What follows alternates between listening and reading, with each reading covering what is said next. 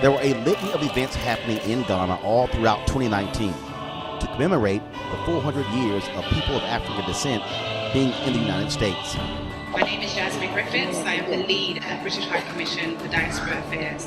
I am honoured to welcome you to the Beyond the Return breakfast. During our visit in December 2019, the official Year of Return Committee hosted a breakfast at the upscale Kempinski Hotel Gold Coast City in Accra to recognize this major event.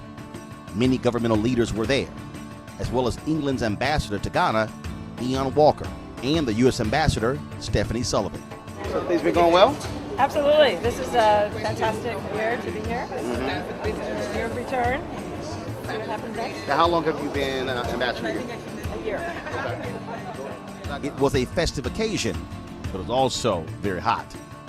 Ghana's president, Nana Akufo-Addo, spoke about how vital the 2019 project was to the country, and that it was his desire that it not just be a one-time thing for the purpose of tourism.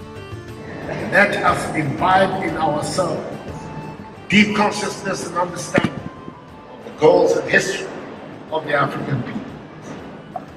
The second half of the 20th century witnessed a great blow for human freedom and progress when the African people, in the wake of Ghana's shining example, liberated themselves from the colonial and imperialist yoke and the racist ideology of apartheid, and emerged as free, independent people to construct new nations of hope and advancement. The first half of the 21st century should consolidate this development and see the growth of modern, prosperous, technologically advanced nations within a united Africa, which will make a reality of the dream of the 21st century as the African century, and bring dignity and respect to black people all over the world. Thank you once again to all those whose contributions in diverse ways helped in making the Year of Return a success. My visit to Ghana would not be complete if I didn't get a few words personally with President Akufo-Addo. So me and my Ghanaian production team got to work to make that happen, and it did. I was placed in a car in the presidential motorcade, and we traveled to the Golden Jubilee House, the official residence and home of the Ghanaian president. President Akufo-Addo welcomed me into his office, where we sat down to discuss his vision for the future between Ghanaians, Africans, and African Americans. President Addo, I surely appreciate you sitting down with me. Thank you so very much. Thank you very much. You came to the United States in 2018 to announce a year of return. Are you even shocked with the response this initiative has gotten, not just from African Americans, but folks in the UK, folks in Canada, and from other countries? I don't know whether shock is the word, but certainly, let me say, it's more than I expected. I had hoped that it would have a big resonance, but it has, I think, had a much bigger resonance than I had anticipated. It's a very welcome one. If you want us to use the word shock, all right, but it's a very welcome shock, and I'm very happy that the initiative has evoked the response that it has. Obviously, there's an economic piece to it in terms of for the tourism industry here in Ghana, but also for so many people, it has been deeply personal. Individuals, they've shed tears, the historical impact as well. What did you want people? What did you want, and what do you want them to get out of this experience of returning to Ghana, many of them for the first time? I think really something quite simple, a recognition that really we are all the same. We are from one family. We are now divided by the ocean, the Atlantic, and of course by the history, very tragic history, but that essentially we are still one family. And I'm hoping that this whole Year of Return thing would allow people to see that, and therefore give us an opportunity to really solidify the relations between us on both sides of the Atlantic and see ourselves as part and parcel of one African family. I think it's important for us. It's important for our sense of self-worth. It's important for our sense of identity. And certainly it is important for any effort that we're making to empower ourselves in the world. The first president of this country, President Nkrumah, educated at a historically black college in the United States. There's always been this relationship between many African leaders and HBCUs and America as well. What do you hope comes out of this in terms of a better or different relationship with African Americans, especially when it comes to commerce, when it comes to investment, when it comes to partnership? I think once the acknowledgement, the recognition, the awareness that we're part and parcel of the same family, on that you can build everything else. You can build cultural exchanges, commercial exchanges, investment cooperation. Whole edifice can be founded once that fundamental base is recognized. We are part and parcel of the same family. Then on it you can build all the relations that suggest themselves. And that, of course, is building the economic relations. At the end of the day, people are identified by the level of prosperity, the level of development that they've attained.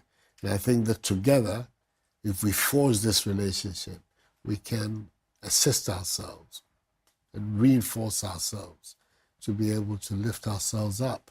And I think it has the possibility of taking us to a new space, and therefore a new recognition by the world of who we are as a race, as a people. This morning at the breakfast, you talked about moving forward. And what was really interesting to me when you talked about the impact of the Chinese diaspora on China and its development. And as I was listening to that, what you were essentially saying is that, look, when you look at the African diaspora, there is an opportunity here to really take this country, take this continent to a whole new level with the folks who are part of the diaspora. Absolutely, absolutely. Those who went to America and the Caribbean are part of the most developed economy in the world today, especially the American economy. And my understanding would be that if this connection, if this awareness is there, there's a lot that can come from that end for this process of our mutual development. And for me, this is one of the main outcomes I'm looking at, how we can join the bridge across the Atlantic, how we can forge it in such a way that trade and investment and commerce come both sides of the Atlantic together. How do you also see changing or working to change people's view, what's really between their ears? So for instance, for African Americans, our view of Africa has been informed by white supremacy. African nations, colonization. I spoke at a church on Christmas Day here, and I said that really what is required is a massive reprogramming as to how we see ourselves versus what we've been taught about ourselves. And this is why it is so important to have this personal, physical contact, for people to come here and see where we are. And in the process, of course, a lot of our own people will be going across as well and see how the conditions under which black people live in America. But you cannot ever, ever escape the significance of that personal contact.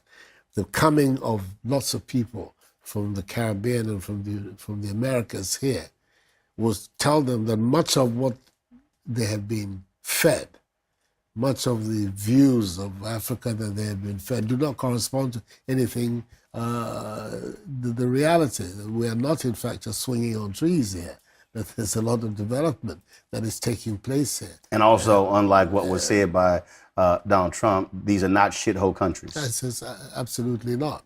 I said so at the time to him, that I thought that was an unfortunate statement for an American leader to make. We're not, Ghana certainly is not a shithole country. And as I say, the coming over is a way of opening up the consciousness, the awareness, And that is what you're talking about when you say what is between here. It is a question of the awareness, the expansion, the consciousness, and seeing that really people here, like you over there, we're all part and parcel of the same human race. We're part and parcel of the human family. And in our particular case, we have the added proximity of all being black people. And myself, I think that if we're able to forge this relationship, the beginnings is what we're seeing now. You spoke about Kwame Nkrumah in the early days. I think that we have advantages here which were not present in his time. Communication, especially, and all the new technology that connects people. All of that, if we bring all of that into play, we have the opportunity really to build a really new relationship that can be very strong, which we can benefit from, you on that side, us on this side as well. Well, communication is important. When I met the Asante King, there were several individuals who work at the palace who saw me and they say, I see you on YouTube, Facebook. We're going to make sure you meet the king. And so it has been interesting traveling the country. I've been to several different cities. We've been shooting lots of interviews. And individuals who not necessarily who saw me when I was on CNN, and I haven't been there in 6 years, but who are seeing me on the internet, that's how we're, and are seeing the conversations, the stories that we're doing. And certainly when we take this back, being able to show that, to give people a different view that's unfiltered, which is also the name of my show, because it's not a matter of doing it through somebody else's lens, really through this perspective. Yes, and that is, I think, also the other very important aspect of the CEO of Return, that we have a way so that we can tell our stories to each other ourselves without the filter of third parties. So that what you see here in Ghana are your own impressions. They're not the impressions that have been imposed on you or forced on you or which have influenced you, but your own direct, personal, sensory perceptions of what is going on.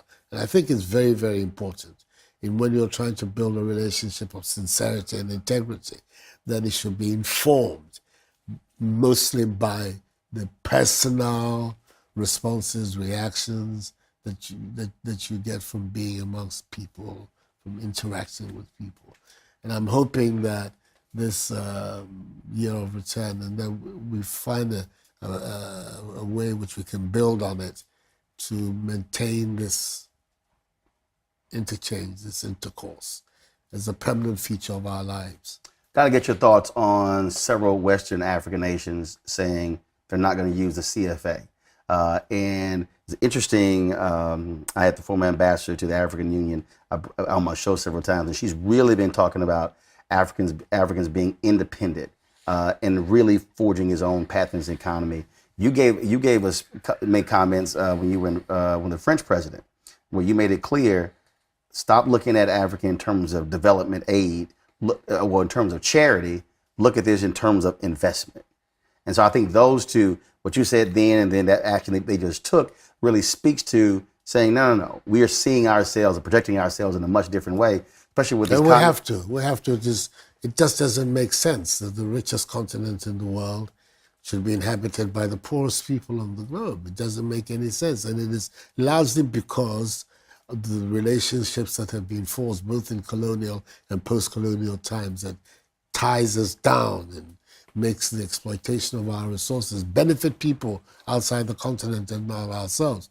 I find the decision that the French, the so-called Francophone African states have taken in Weimar now to want to chart an independent path for their currency, an extremely positive and significant step in the efforts we're making to integrate the continent, create the single market, create a single currency.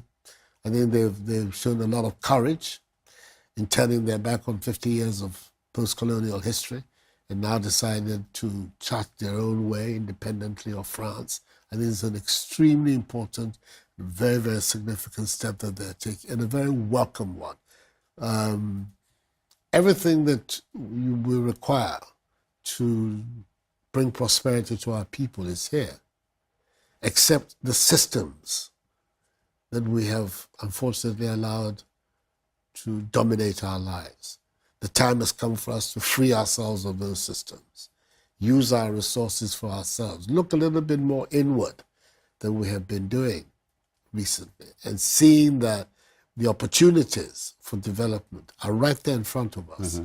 What we need is a mental and intellectual organization to make sure that these resources are used in a really positive and progressive manner. How do you see African Americans helping with that? African Americans as being part of the African family.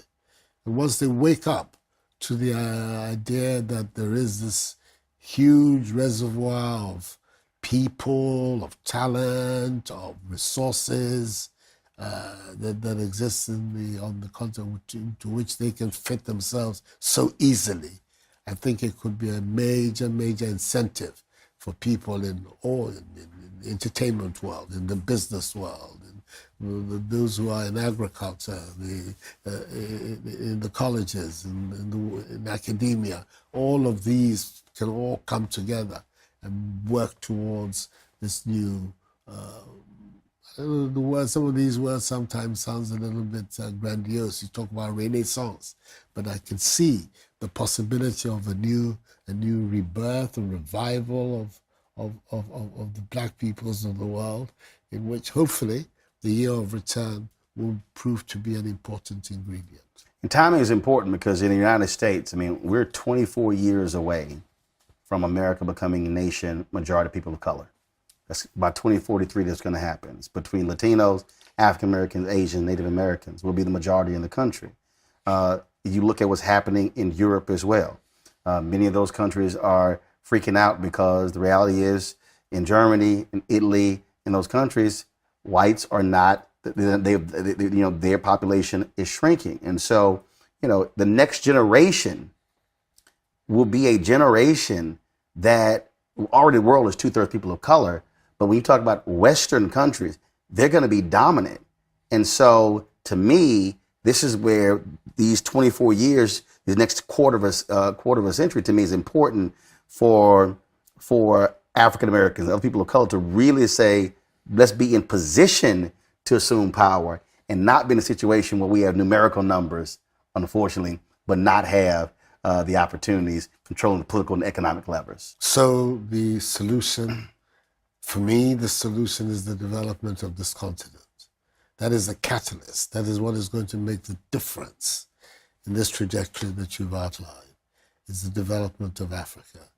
And I think that this century, the reordering and reorganization of the world that is going to take place, the most significant contribution is going to be made from this continent. And once we have turned on the key, we have found the key for our own organization, for the organization of the black peoples of the world, we're going to make a significant difference to the way the world has worked up till now. Last question for you, Reverend Leon Sullivan. For a long time was about forging those relationships. Do you plan, I understand next year's an election year, you'll be busy here, but do you plan to organize, let's say, a 1-day or a 2-day conference in the United States that not driven by the government, but really pulling together the best and brightest, those minds, economic and culture of African Americans, and bringing others as well. To say, let's sit down and make it happen. I think it's a very good idea. And these are the things that Akwesi Agyeman and the people who are going to be in the forefront of what we're doing here are already trying to organize and deal with. But I think it's an excellent idea where we need to explore this and other ideas as well, so that we continue to keep alive this intercourse, this bridge across the Atlantic. We have to make sure that it is in place and that it's a two-way bridge all the time, the way we work. Well, we'll be there to live stream the whole event so everybody can see it and participate. So we'll do that, and I'll be back soon because the Asante King is a big time golfer, and so am I. Oh, I see. And so when I told him I have a 6.6 handicap, his eyes lit up, and he said, "When are you leaving? Let's play." So he wanted to play this morning, but I had to be at your breakfast, so I have to come back. All right. So he and I can hit the golf course. It's good, but it's good of you to have come. Absolutely. And we expect to see a lot of you. I appreciate it. Months and years ahead. We'll be back. It's Mr. good. President, thanks a lot. Thank you very I much. appreciate it. Thank you. Thank you. After my visit with the president, I then, of course, needed to make sure that my threads were taken care of. Now, when I visited Ghana in 2008, I got a chance to have several pieces made for me by Faustina Ansong, owner of Charisma Fashions. Folks, this is what her shop looked like in 2008.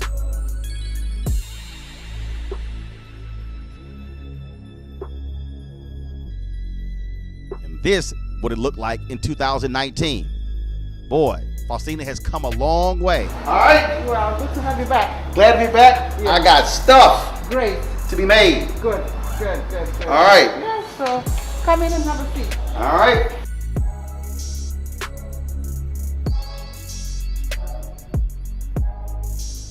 Now, during my trip, I purchased a number of kente cloth fabric at various places for myself, my wife, and my family. And I wanted Faustina to handle all of my outfits. So she and I got to work. 2 tops. Yeah, you could do 2. What do you think? Yeah. 2 tops will look almost the same because it's the same fabric. So what I'm thinking about that one, you made. It's 2 yards. That's 2 yards? Yeah. Hold up, something fell out. Okay. I knew something fell out. Yeah. You had made me a couple of those where that kente, Right. and it was just button sleeves. Right. And so I have so I'm thinking that could be done. Yep. The little, Yeah, because that was the maroon one you made for me right there. Right. And you had a round neck, and then it was just clamped at the top. Right. Yep. Yeah. Yep. So I've got some folks who are returning January 6th. January 6th is about a week and a half from now. It was already a long day, but I had to pay one more visit.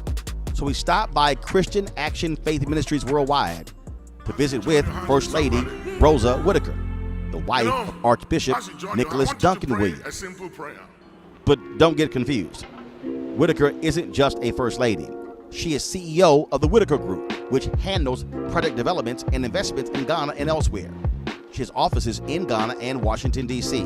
Whitaker was the first U.S. trade representative for Africa and was a senior trade advisor for Congressman Charlie Rangel. So how you doing? I'm good. How are you? Welcome to Ghana. Glad to be back. Glad to be back. Good. One of the things that was interesting to me when I was here in 2008, and I went back. I swear there was in the back of a car that I did not see a scripture. I didn't see some kind of reference. So here's the thing that's interesting to me.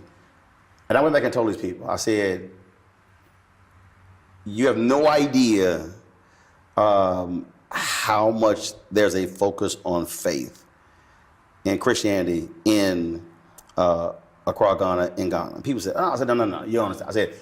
I said every card. There was some saying, there was a scripture, there was something on it. Were you surprised when you first came here? Well, I started coming here in 1993, coming back and forth, and made Ghana my home about 10 years ago. And I was surprised, pleasantly surprised, because that is one of the things that makes Ghana very distinctive. Not only on the back of the cars, but it's also you find it on the names of businesses. Christianity is woven into the fabric of Ghanaian culture. And it's one of the things that I believe makes this country so special. And I believe that the country is fundamentally blessed. When you look at the phenomenal things that are happening in Ghana, I, as a woman of faith, attribute that to the faith of the Ghanaians. When we look at the fact that now Ghana is the fastest growing economy in the world, when I remember years ago, and I was working with this company as a client, they discovered oil here for the first time. And when you look at the growing and the growth of so many sectors, not that they're without problems, but fundamental to the Ghanaian people, you will see this element of faith and this kind of mindset of unlimited possibility thinking. I think that's attributed to the faith of the people here. So, well, what do you say to the person who goes, "Oh, but they're practicing white man's Christianity"? Because I've already had people even remark it on social media, and I tell folks, well, if you're sitting somewhere else and you're not here and you haven't actually talked to folks and experienced it, you don't know what you're talking about. Mm-hmm. Well, let me just tell you, I think that is part of the fundamental accusation that we as people of faith get all over the world about Christianity. And I think that there's a tendency to give the white man too much credit for Christianity. Christianity preceded, the white man's coming here. It is a strong faith. And I do not attribute the birth of that faith to white men. And I think that Ghanaians have embraced Christianity in a way that has made it their own.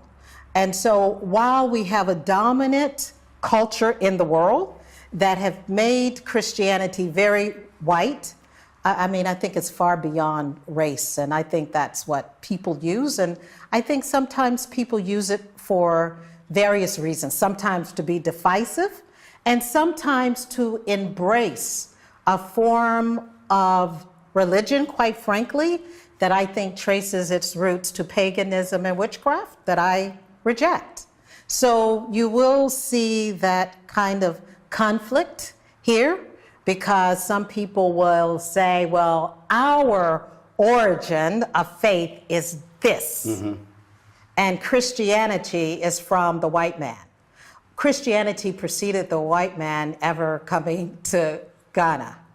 And I will not, like I said, give that credit to any race of people for Christianity. So I think even as we rediscover, while being in Ghana, the genesis of our own faith and our own roots, I don't think it's everything about our past that we should bring into our present and our future. Mm-hmm.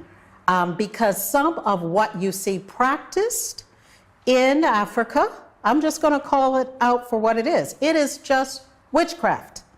And it's dressed up with a nice little bow and called Black culture, African, going back to your roots.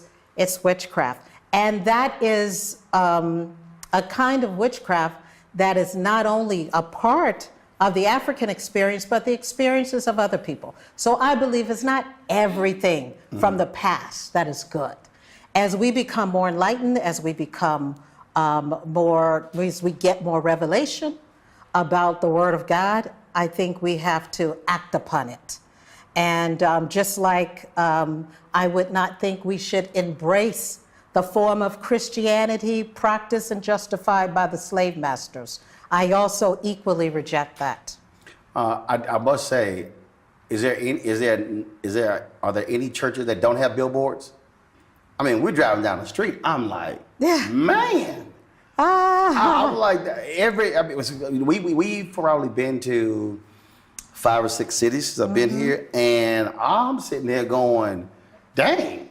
People talk about the number of black churches in neighborhoods, black neighborhoods in America. I'm like, they come here, they'll totally freak out. Well, you know what? The thing about it, it's very interesting, because when you have the opportunity to visit and live on both sides of the Atlantic, you see these differences. And we would attribute that many billboards with the face of the pastors, I know that was my initial reaction, to a form of narcissism that's unacceptable in Christianity. But here, it's not necessarily attributed to narcissism. It works. And it works because in my view, a lot of African people, I know Africa is not a monolith, but if you go to Nigeria, if you go to East Africa, you're going to see those billboards with the churches everywhere. I think it works because people are visual, and whereas we would put Hollywood on a billboard, they put men and women of God on a billboard, and they use billboards to spread the message about God, and they use billboards to put the word out. This preacher is happening, this service is happening. So it's not based on the same form of narcissism like we would attribute in a state. I think is one of those things that just simply works. You talk about being here since '93, and well, I visited first. Visited first, but living here since '93. The thing that I still find to be very interesting are the number of people who just have no idea. I mean, you have the people who say, "Oh my goodness, is there hot water there?" And you're looking at them going, "Okay, you do know it's 2019."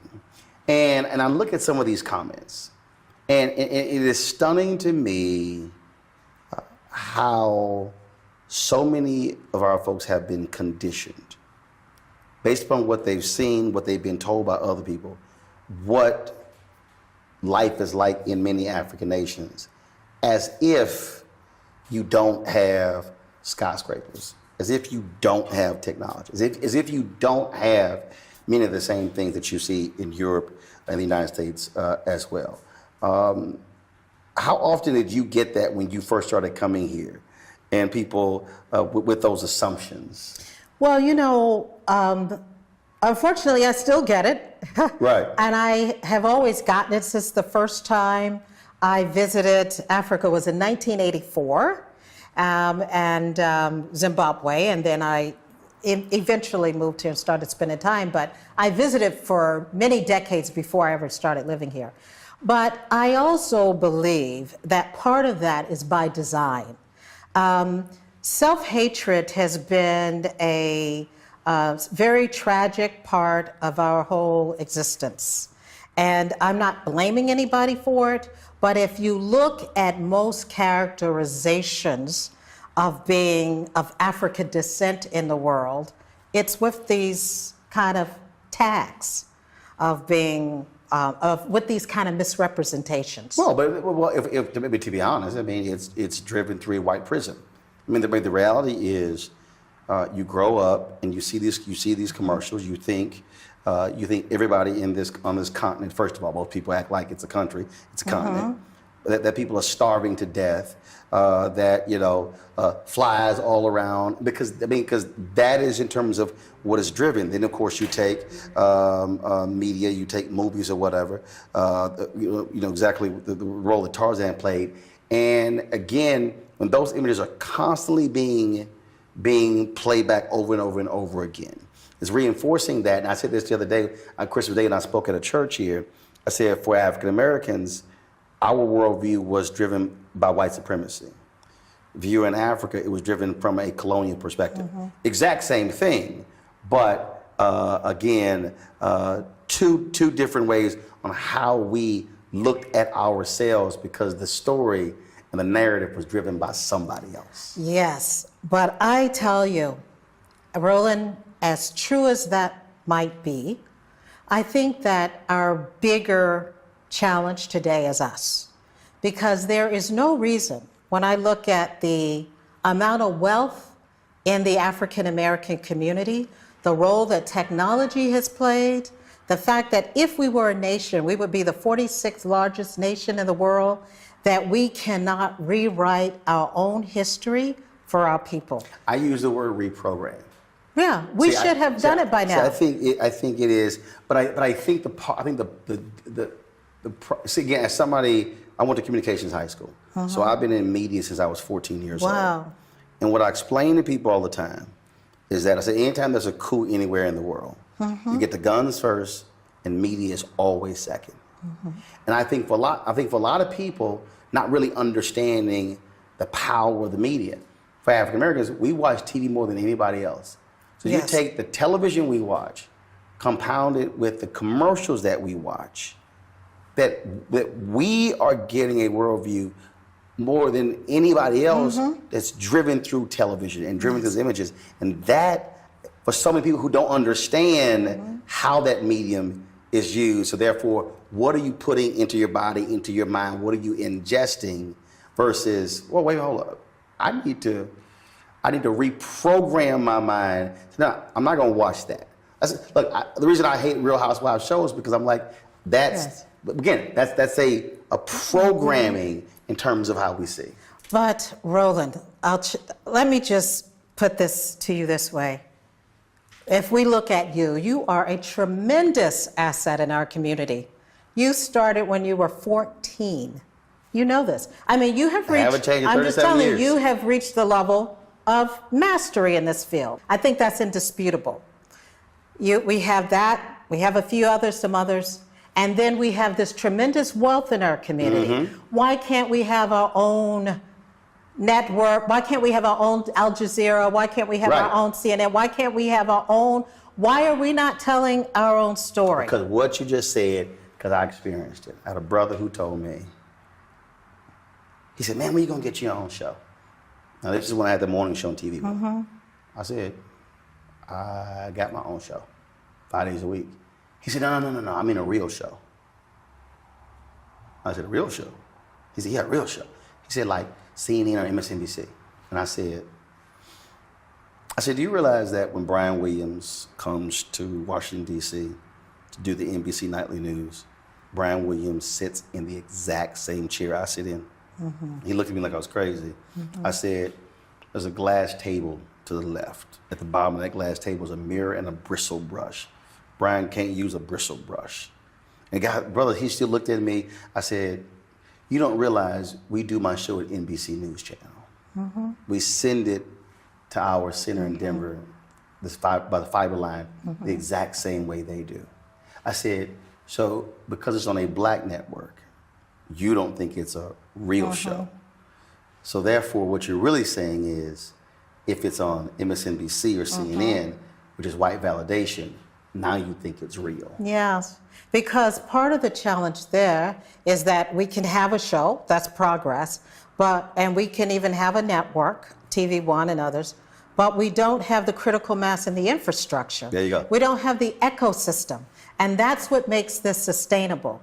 And so, getting back to like Ghana, for example, I am so happy about the African Americans that have descended on Ghana like never before in history. I applaud President Akufo-Addo for a stroke of genius in inviting the return. I understand that they processed 750,000 visas from the U.S. Never before has that happened in history, and it reminded me of when W.E.B. Du Bois said, when he wrote the poem to his friend Kwame Nkrumah, that he heard, when he talked about Ghana, he heard the voice that loosened the chains in the dungeons of his soul. Something happens.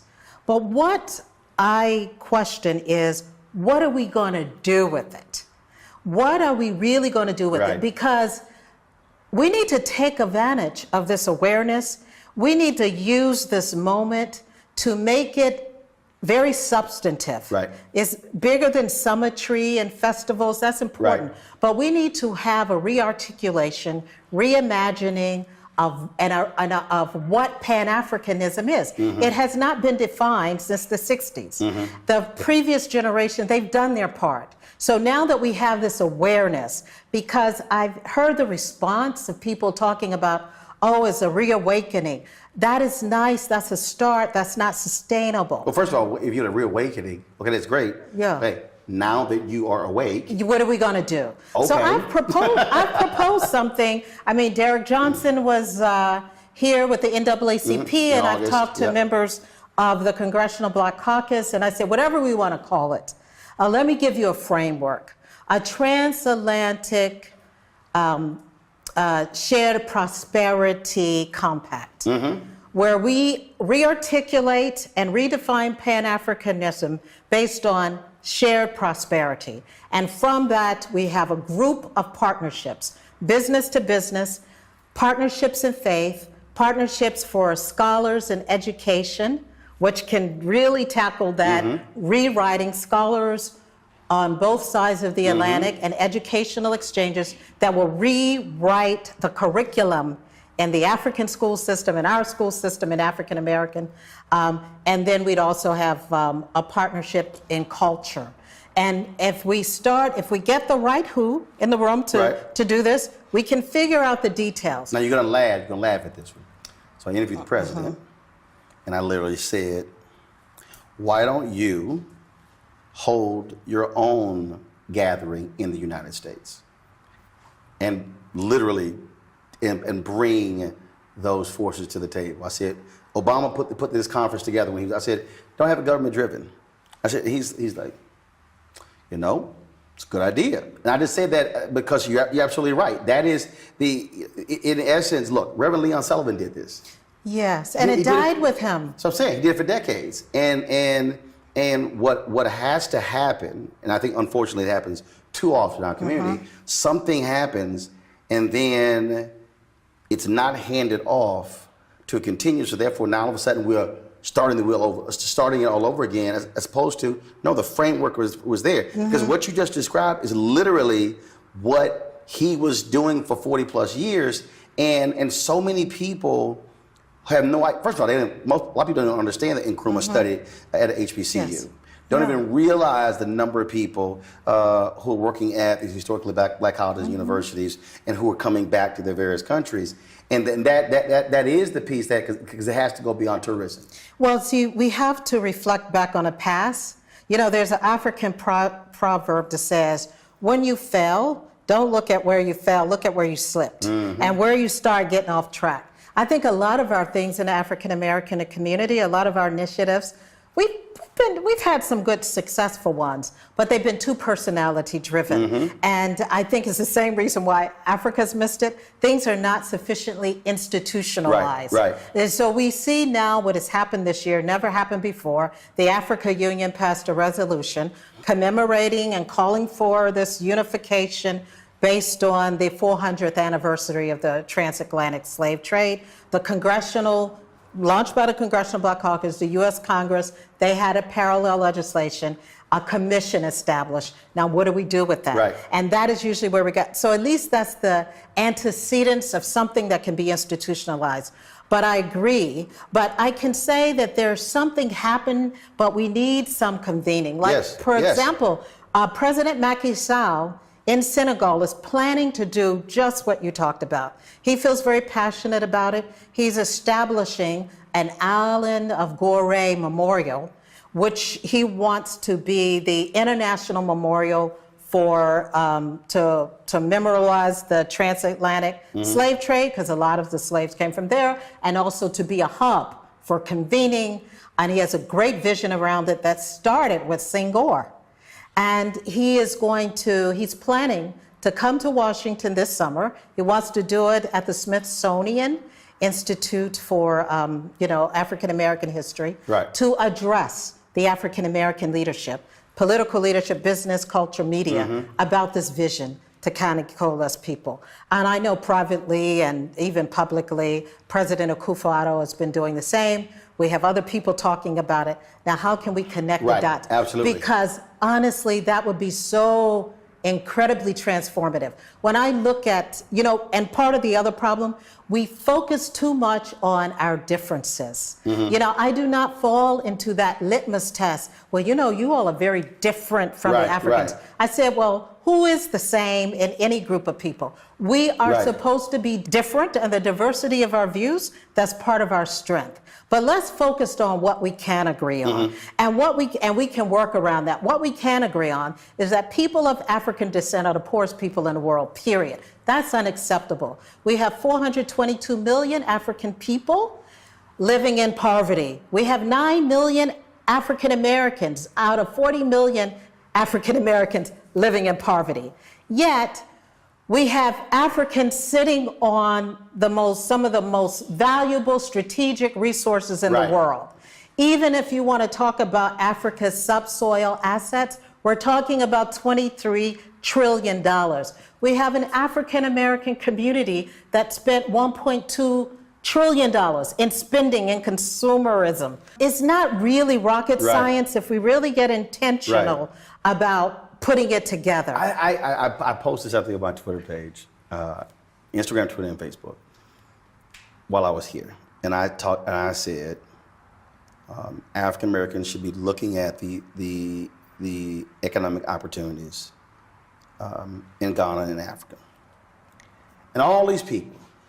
What is that going to do for the people here? And I said, you do know that people in other countries go to other countries and invest and start businesses get rich, and send the money back. And I'm sitting here and I'm going, I said, 7 of the 10 fastest growing economies right now are African nations. Why in the world would we not be trying to figure out how to connect? I said, because the Lebanese are, the Chinese are. I said, now, if everybody else is seeing what's happening, how in the world are we so isolated to somehow think that, no, we should only be talking about how do we build businesses here in America? I said, it's called global capitalism. Yes. I said, everybody else is doing it. We will be crazy to do it. And it's with people who look like us. Yes. You know, I have spent over 40 years promoting economic trade and investment. I was very honored to have served, come into the Clinton administration as the first assistant U.S. trade representative for Africa, stayed on a year with President Bush, and was one of the architects of the African Growth and Opportunity Act, where so many opportunities have flowed and emerged from that. And I'm just looking at the fact that in the U.S., we just created this $60 billion U.S. Finance and Development Corporation, which provides some financing, investment capital for these kind of partnerships. Why are we not aware and part of it? So I want to applaud you, Roland, because you've really been talking about the right things. Even around the African Growth and Opportunity Act, I used to work for Charlie Rangel, and I worked in his office. We worked on that for 5 years. And we created that with a vision that our people would benefit. Now, as a result of that, even last year, we had about $15 billion in trade between the U.S. and Africa happen as a result. That was the genesis of the investment funds created by the U.S. OPIC for Africa. Where is and where was the African American community? And it goes right back, in my view, to what you just started with. It is the perception. It is that we have not taken control of the storytelling. We've not taken control of the narrative. Even the most educated people in America are ignorant about Africa. Do you believe, as an African American business person, that you could go to Russia or Europe and be more successful than you can be in Africa? I'm glad to say that we have some businesses who have taken the leap, African Americans, and are doing quite well. If you go just a mile from here, you'll see Luca Health, owned by African Americans, some African American housing. I'm just looking at, for example, you know for yourself, where we are really strong, we're strong in every sector in the African American business community, but we've been really strong in housing development.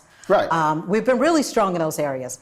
In Ghana alone, we have a 2 million unit deficit in housing. Wow. Yes, in housing. 2 million. 2 million unit deficit. In fact, it's interesting. I ran to, we were in Kumasi. I ran to the, we were here to the Cultural Center. I ran to the mayor of Kumasi, and we did a quick interview. And he talked about, he said, we're a city of 3 billion people, but 1.5 billion more come in every day. And he said, we don't want that many people driving. So he said, we want to build residential housing. We want to build outlying parking structures so they're taking public transportation in because of how it's impacting the environment. You need expertise. You need knowledge. Who can actually do that? Who can? And because see, the criticism that I've always laid, what happens in the United States is that what we don't have is capacity. You got 2.6 million black-owned businesses. 2.5 million have one employee. Yeah. And so what I keep saying is people are like, we need more black-owned business. I'm like, no, we don't. We need more with capacity. And so if you believe that you're not getting the capacity or have the ability to have capacity in the United States. Do you know the best way to get capacity? When in my own company, when opportunity exceeded my capacity, I expanded through partnerships. And so you can expand through strategic partnerships with African companies. It's not rocket science. The question is, why is it not happening? A lot of it goes back to this perception issue. A lot of it goes back to, we need to get the truth out, the facts out. We need to control our own story. We need to control the narrative. Even when we look at philanthropy, when I am so pleased about philanthropy and charity, and Africa needs that. But charity and philanthropy, that's very good for crisis situation. But you've never built an economy on charity and philanthropy. So Africa needs to build and grow its economy, and that's what's happening. It's just that we're not present enough, like every other part of the world, on education, job creation, technology transfer, skills development. All of that is the same formula. And so, and when I even tell people that even if you look at philanthropy, African American giving is 25% greater than all other Americans. And so we are giving people, we are business people. Africans are naturally entrepreneurs, because when you talk about why the church is looming so large, because the needs of African people across the continent far outstrip the capacity of the governments to do it. And so if you look at, you're now in my church, I wear many hats, and I'm very honored to be First Lady of this church, one of the largest in West Africa, and well, I'll say in Ghana for sure. And if you go around our campus, you will see a clinic, you will see a university, you will notice that the doors never close. You can come here. You'll see a food pantry, you'll see a television, you'll see a bank. We have a bank. Because, and the price of admission for that bank is that they had to train our people. We don't own the bank, I should say. They had to train our people on financial literacy, and they had to put our people in mortgages on some concessional terms, because the concept of church is taking care of the needs of the community. It's transactional. And and it's because you have, how can you be in a body of Christ and have people with so many needs? And we don't have like welfare here and a lot of the social support, and not take care of those needs. So we have a system here where the lawyers in our church, albeit informally, they are together to take care of some of the people who can't. It's like legal aid. Gotcha. So this is, so it births, and we're not the only churches. So it reminds me of similar to the way the African American churches. I mean, if you go in Washington, if you look at Bible Way, I mean, they own blocks, and they're taking people. It's not just a church, it's community. There's a community. Right. And so that's the way I would probably describe a lot of the church growth and church life in Africa. Well, I am hopeful, just as you are, that with all the folks, and I've had people on my social media pages who've been seeing stuff we're posting, oh my God, I can't wait to visit. I mean, do understand that we have to change your narrative. And I really do hope that folks, what you talked about in terms of all those facets being brought together and putting folks in the room to say, look, opportunity is there. Somebody is going to take advantage of it. We already see it happening. Other nationalities taking advantage of it. Black folks, it's there. We're connected now. Let's go. And we're welcomed. But Roland, let me just say, you've been a forerunner. I've followed your career, and I hope that you will be a forerunner on this new movement, what I call the redefinition of Pan-Africanism in the 21st century context. Because one thing about technology that you've mastered is the great equalizer. Yes, it is. That's why I created the digital platform. I mean, when people, it was very interesting. So when the TV One show got canceled, people were like, okay, but I'd love you to go back to MSNBC. I said, no, I'm good. And I said, first of all, I was at CNN for 6 years. Great, it was wonderful. I said, let me be as frank as possible. This person, they thought I was nuts. I said, I'm not really trying to ask a 32-year-old white producer, can I go cover black people? And they sort of sat, they were like, whoa. And I had to remind folks that I ran 3 black newspapers. My first internship was at a black newspaper. First time I got paid in media was from a black newspaper. Okay. And I got paid by a black network before CNN did. And so same thing, when I'm talking about this reprogramming, The fact that, so for this, because I own my own digital platform, because I own these cameras, because I have the ability to pay the crew, I'm not asking somebody, can I go tell this story? I said, no, we're doing it. And I had to remind this person that when I was at CNN, and Winnie Mandela came to Birmingham, Alabama, they couldn't get anybody to interview her, all the different anchors and reporters, so they came and asked me. I was like, okay, fine. So I got on and interview her, and when we do the interview, we come back, and then they said, well, why didn't you ask her this, this, this?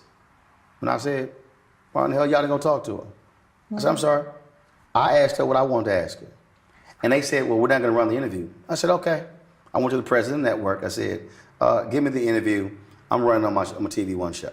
And he did. When she died last year, we restreamed that interview.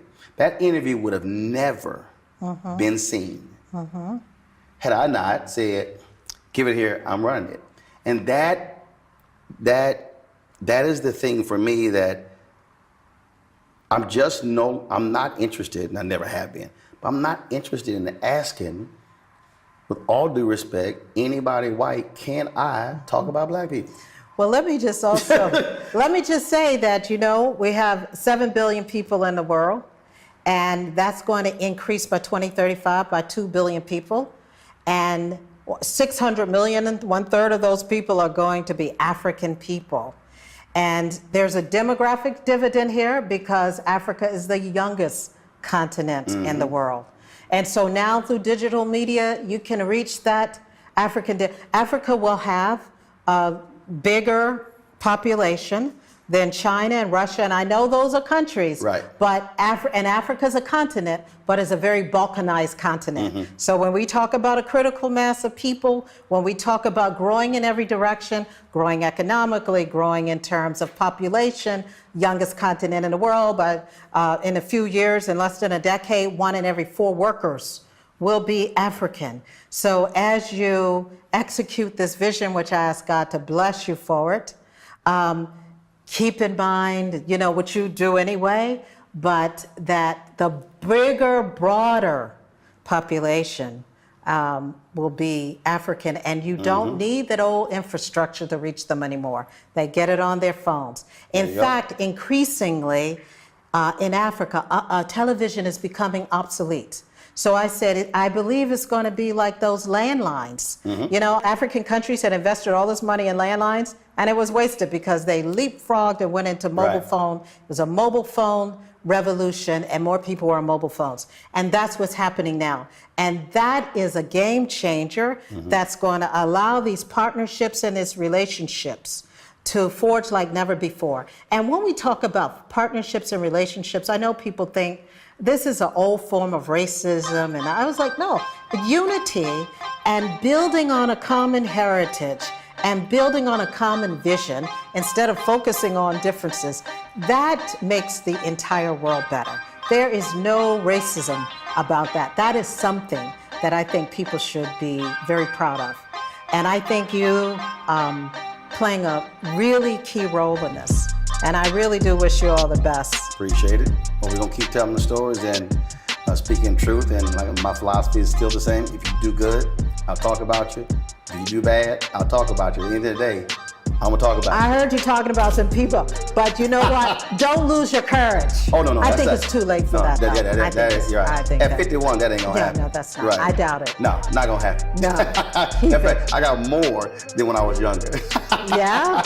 Well, that's the thing about courage. When you stand up a few times, you get more courage. That's the only way it rolls. Yeah. I appreciate it. Thank you Thanks so a lot. much. Thank you. Thank you. Thank you.